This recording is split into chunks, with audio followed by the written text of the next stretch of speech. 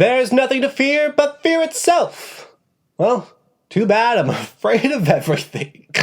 Hey, my name is Kevin, and this is Trying to Be Social, where I do just that. I try to be social.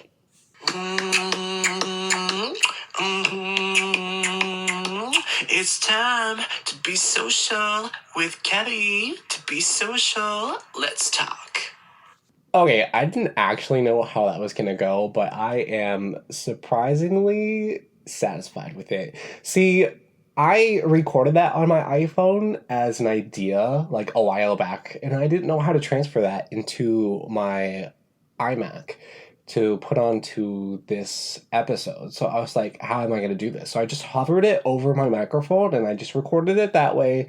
There's all the feedback from when I recorded it, and I don't know how I could fix that maybe one day, but that is the gist of how I want an opening. So I think it was kind of sick. Today's topic is based on the fear of failure.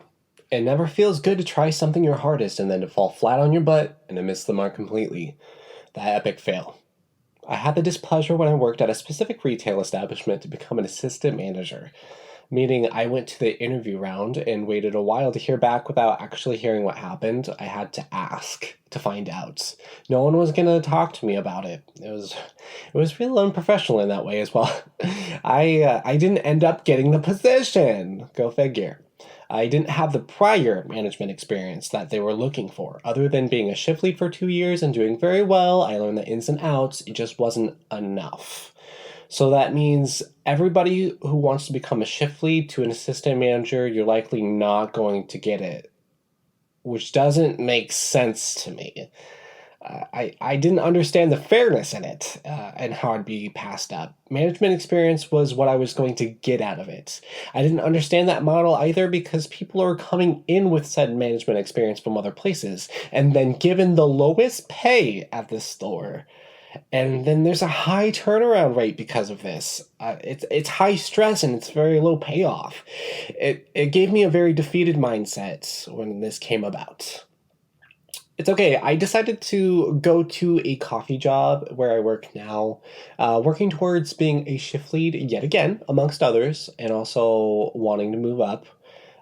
We all have our strengths and weaknesses, and it's up in the air where it'll go. And that in itself lays that scary thought of what if I fail to get that place of shift lead again?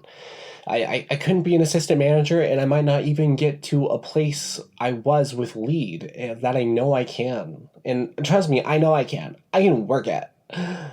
And I said to myself, "Oh wow, that this might not go well. Oh wow, like I'm going to be a failure again. Like, oh wow, life sucks."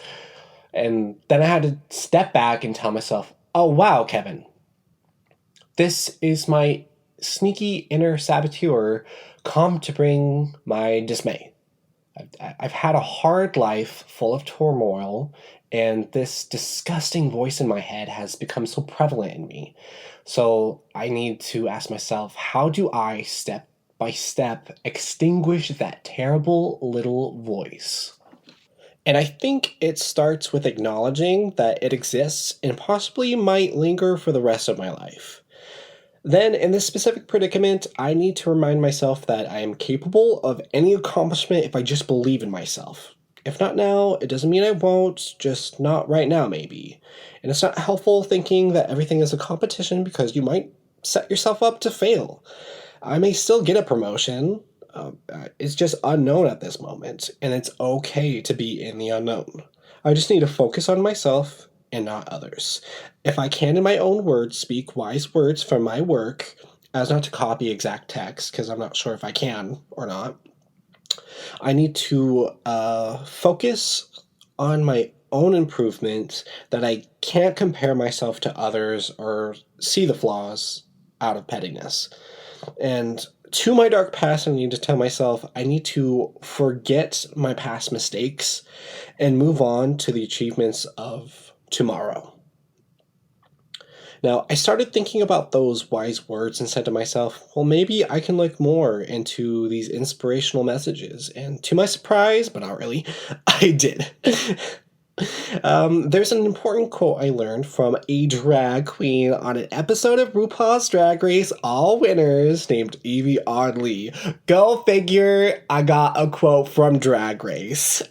The quote as follows: I would like to think that all my successes in life are really just the fruit of my failures, calling it the gift of failure. And I think I'm still learning about that because I sometimes have a perfectionist mindset and always wish to look flawless, and that I will instead set myself up for failure when I do that. So I sometimes can't try and go for things because I'm afraid I'm going to ruin it all. But really what I'm doing is holding myself back. You miss all the shots that you don't take, and I have to admit to myself, I haven't taken a lot of them. A perfect example is that I've been holding myself back from making podcast episodes because of the fear that everyone will say that they're terrible and I'll just completely be embarrassed by it. But who knows what will become if I don't try?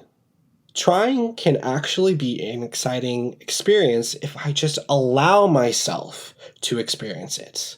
I mean, I'm Kevin. I got this no matter what. Because I'm what? Sickening. Insert diva nails and hair flip. I even received some sage advice from my manager at my coffee shop that I was also given to some years ago by my late aunt.